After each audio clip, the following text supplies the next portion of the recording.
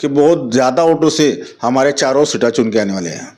जहाँ सत्ता आ रही वो पार्टी को आप मतदान कीजिए, क्योंकि सत्ता में रहने के बाद काम होते तो जनता बताएंगी 16 जनवरी को किसने कौन से काम किए। ओपन चैलेंज करता कि आपके चैनल के माध्यम से कि ऐसा एक बंदा बताओ कि जिसका मैंने समस्या का निवारण नहीं किया है। मैं आभार मानूंगा कि उन्होंने जो आरोप किए उसकी वजह से मेरे सोए हुए शेर उन्होंने जगह दिए ले।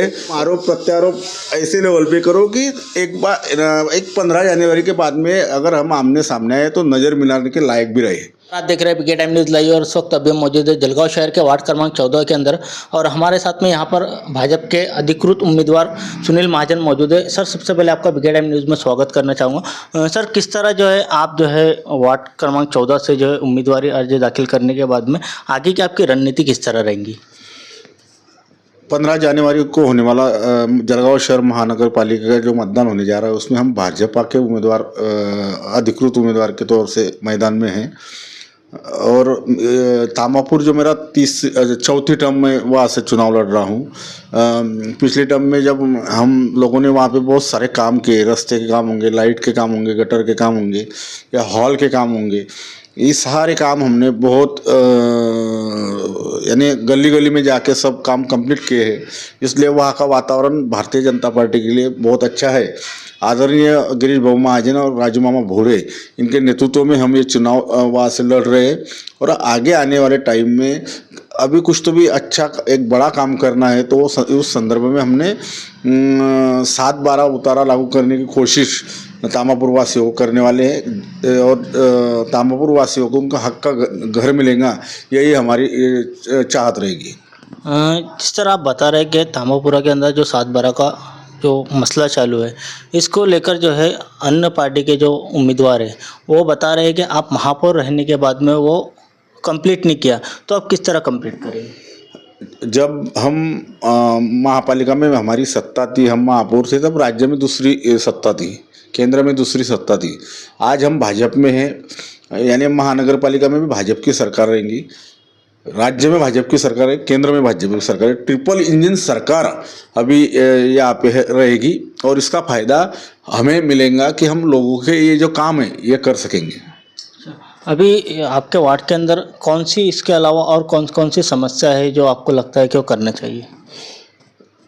मेरे वार्ड में अभी चालू ही रोडों का काम हुआ है, फिर भी हम अभी जो बड़े रोड है उनका कंक्रीटीकरण करने वाले हैं। जैसे शाहौलिया मस्जिद के पास से महादेव मंदिर के पास से शिरसुली नाका, बिलाल मस्जिद के सामने का रोड, ये जो मेन रोड है ये कंक्रीटीकरण करने वाले हैं हम। अभी देखा जाए तो राष्ट्रवादी पक्ष के एक उम्मीदवार ने जो है आप पर एक आरोप लगाया कि आपको जो है पिछले वक्त के अंदर आप एक केस के अंदर अटके हुए थे, तब जो है गिरीश बाबू ने विधान भवन के अंदर आपके ऊपर आरोप लगाया था, लेकिन अभी वो आपके समर्थन के अंदर आकर वो आपसे वोट मांग रहे हैं, इस पर आप क्या कहेंगे? ऐसा है कि आरोप प्रत्यारोप से कुछ नहीं होता। जनता जानती है, सही नुमाइंदा चुनने का काम जानती है और जनता के लिए हम 5 साल काम करते हैं। अगर मेरे पे आरोप हुआ था तो सामने वाले लोग साल भर क्यों चुप थे? फिर ये मेरा सवाल है। साल भर होने के बाद में आप लोग बोल रहे हैं कि वोटों की राजनीति के लिए कर रहे हैं, लेकिन ऐसे निगेटिव राजकारण से लोग प्रभावित नहीं होते और वोट नहीं करते।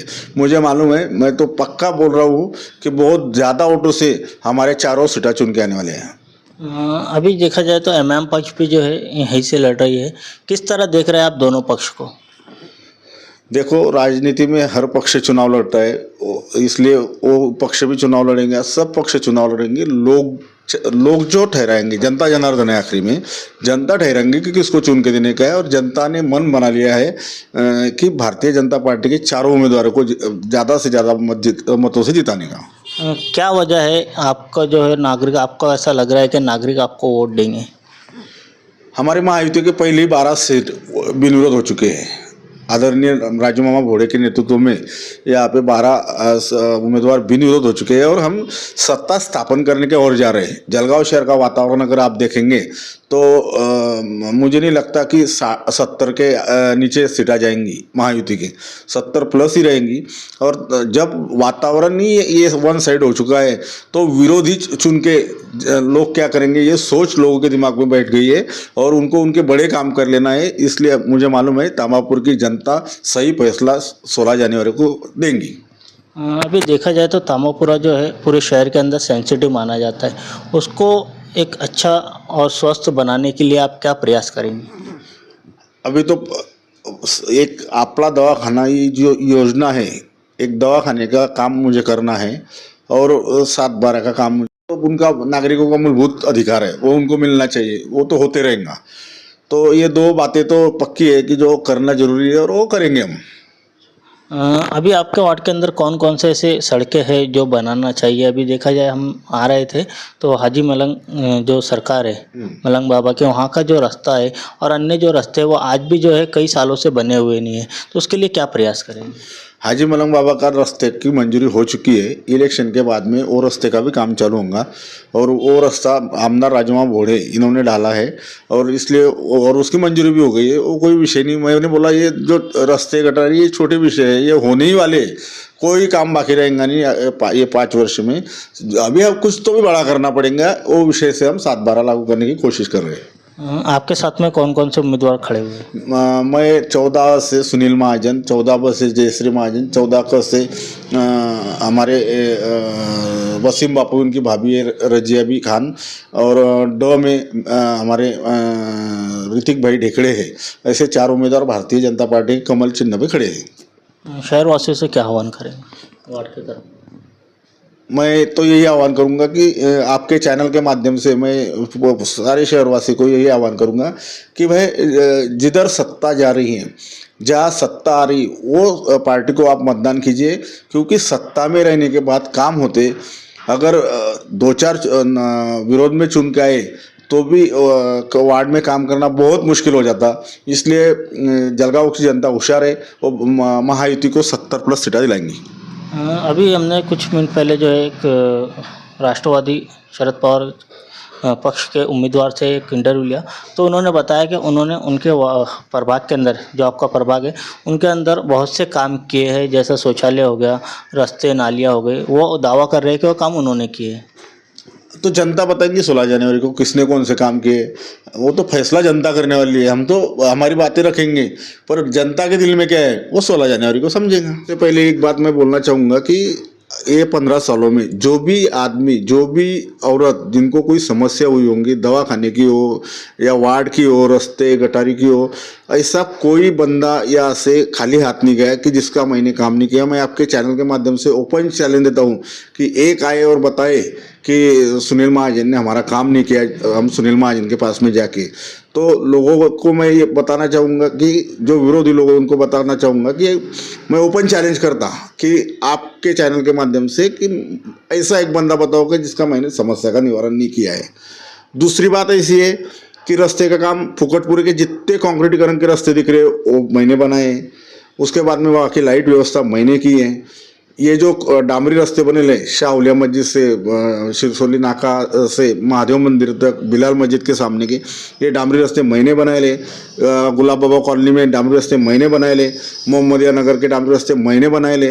गौड़ीवाड़ा हो, पटेल गली हो, मदरसा गली हो, कंजरवाड़ा हो, मिलिट्री कॉलोनी हो, उधर की शाह उली मस्जिद का एरिया, अपना बिस्मिल्ला चौक हो, ये सारी एरिया के काम रास्ते के कंक्रीटीकरण के मैंने पिछले टर्म में किए हैं।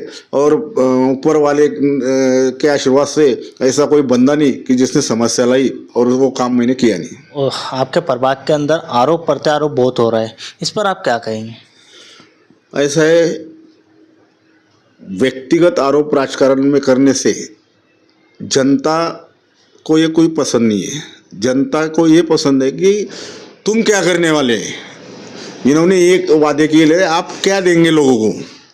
मैं ये मानने वाला आदमी हूँ कि लोकशाही में चुनाव आएंगे, एक दूसरे के सामने खड़े रहेंगे, कोई जीतेगा कोई हारेगा, ये फैसला उम्मीदवारों के हाथ में नहीं रहता। ये फैसला लेने का अधिकार, संपूर्ण अधिकार जनता का है और जनता ही उसका जवाब अपने को 16 तारीख को देने वाली है। तो ये जो व्यक्तिगत आरोप करने से मुझे तो कोई फर्क नहीं पड़ता क्योंकि मैं राजनीतिक आदमी हूँ, लेकिन जनता, मेरे जो कार्यकर्ता, मेरे चाहने वाले, उससे 2-3 दिन में चार्ज हो गए कि भाई हम तो आराम से बैठे थे लेकिन तुमको छेड़ा तो अभी हम मैदान में उतर जाते। मैं तो उनका विरोधकों का आभार मानूंगा कि उन्होंने जो आरोप किए उसकी वजह से मेरे सोए हुए शेर उन्होंने जगा दिए ले, और वो ऐसे काम को लगे ले कि उसका रिजल्ट 16 जनवरी को आप लोगों को दिखेगा। दूसरी बात, तुम आरोप प्रत्यारोप ऐसे लेवल पे करो कि एक 15 जनवरी के बाद में अगर हम आमने सामने आए तो नज़र मिलाने के लायक भी रहे, यानी नज़र झुकने को नहीं होना। एक राजकारण में एक सीमा है कि तुम आरोप प्रत्यारोप कौन से लेवल पे करना, बेटा वगैरह ये शब्द जो है ना, गाली देना सभा में, इससे कुछ नहीं होता। गाली देने से हमको तो सहानुभूति मिल रही उल्टा, पर तुम्हारा जो क्रेडिट है और तुम्हारी जो भाषण की शैली है, जब आदमी गर्म होके या संताप में भाषण करता तब समझ लेना कि उनका पराभव हो चुका है। ये थे हमारे साथ में प्रभाग क्रमांक 14 के अधिकृत बीजेपी के अधिकृत उम्मीदवार सुनील महाजन सर। कैमरामैन मुबारक खटीक के साथ मैं Saddam Hussain Khatik, BK time news live के लिए।